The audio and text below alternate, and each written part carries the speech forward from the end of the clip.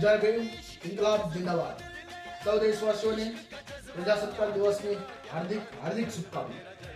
26મી જાન્યુઆરી 1949ના દિવસે ભારતીય સંવિધાનના શિલ્પકાર અને ભારત રત્ન ડોક્ટર બાબા સાહેબ આંબેડકર દ્વારા આ દેશનું સંવિધાન અમલમાં લાવવામાં આવ્યું।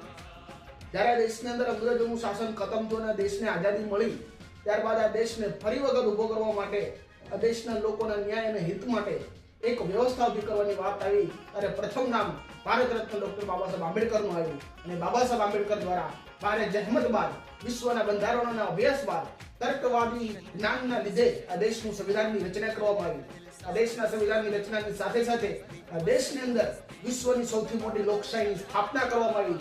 આ દેશના લોકોને સમતા, બંધુતા અને સ્વતંત્રતાના માર્ગો શીખવવામાં આવ્યા। આ દેશના સંવિધાનની અંદર વાણી અને અભિવ્યક્તિની આઝાદી આપવામાં આવી। ત્યારે આજે આ દેશના તિરંગાને સલામી કરતા અમે ગર્વ અનુભવીએ છીએ કે ડોક્ટર બાબા સાહેબ આંબેડકર દ્વારા જે ભારતનું સંવિધાન જે લાગુ કરવામાં આવ્યું છે, તે સંવિધાન થકી આજનો આ દેશ વિશ્વની અંદર ઊંચાઈઓ આંબી રહ્યો છે।